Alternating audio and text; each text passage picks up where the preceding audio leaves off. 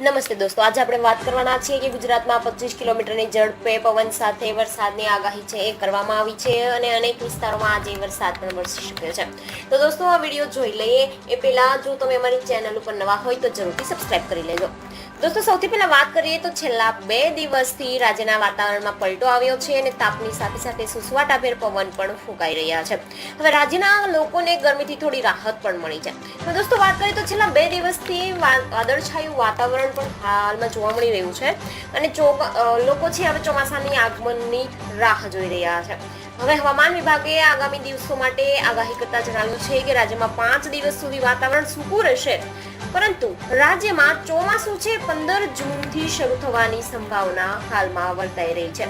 દોસ્તો, વાત કરીએ કે ભારતીય હવામાન વિભાગે ગુરુવારે જણાવ્યું હતું કે જે દક્ષિણ પશ્ચિમ ચોમાસું છે એ ગુરુવારે કેરળ અને ઉત્તર પૂર્વના ભાગોમાં પહોંચી ગયું છે. અહીંયા તમે જોઈ શકો છો એ પ્રમાણે 30-31 મેએ આ કેરળમાં આ ચોમાસું છે એ અહીં આવી ચૂક્યું છે. તો દોસ્તો, આ ચોમાસું હવે ધીમે ધીમે આગળ વધી રહ્યું છે અને અહીં આ ચોમાસું અહીંયા પહોંચી ગયું છે. હવે વાત જાણે એમ છે કે જે વાવાઝોડું આવ્યું હતું એના કારણે આ ચોમાસું છે અહીંયા બંગાળની ખાડીમાં આગળ ખેંચાઈ ગયું, પરંતુ અરબી સમુદ્રમાં હજુ અહીં જ પહોંચ્યું છે. હવે ગયા વર્ષે જોઈએ દોસ્તો, તો ગયા વર્ષે 15 જૂને ચોમાસું છે ગુજરાતમાં આવી ચૂક્યું હતું, પરંતુ આ વખતે 4 થી 5 દિવસ ચોમાસું વહેલું આવી જાય એવી શક્યતાઓ પણ જોવા મળી રહી છે. એટલે મહત્વનું છે દોસ્તો, ચોમાસું ગુજરાતમાં 15 જૂન પહેલા પણ આવી શકે છે. એટલે કે અનુમાન મુજબ જોઈએ તો દોસ્તો 10 તારીખ આજુબાજુ ચોમાસું છે ગુજરાતમાં પહોંચી જશે અને ચોમાસાનો વરસાદ પણ ગુજરાતમાં શરૂ થઈ જાય છે. વાત એમ છે દોસ્તો કે જો ચોમાસું ગુજરાતમાં આવે પહેલા જ 3-4 દિવસથી વરસાદ છે શરૂ થઈ જતો હોય છે.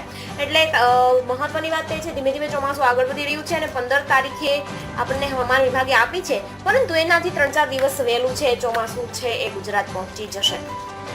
હવે હવામાન વિભાગે કહ્યું છે કે આગામી 2 દિવસ દરમિયાન રાજ્યના મોટા ભાગના વિસ્તારોમાં મજબૂત સપાટીના પવનોની ચેતવણી આપવામાં આવી છે. એટલે રાજ્યના 2 દિવસો ધૂળ ઉડવાની સંભાવનાઓ છે અને હવામાન વિભાગે એ પણ જણાવ્યું છે કે આગામી 2 દિવસ દરમિયાન ગુજરાતના મોટા ભાગના વિસ્તારોમાં લગભગ 30 કિલોમીટર પ્રતિ કલાકની ઝડપે છે એ પવન ફૂંકાઈ શકે છે અને આ જોરદાર પવન છે જલ્દીથી જલ્દી ચોમાસાને આગળ ખેંચી લાવશે.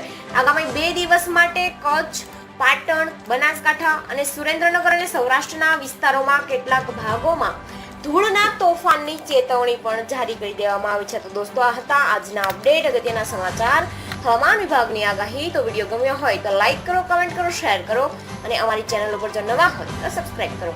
Thank you.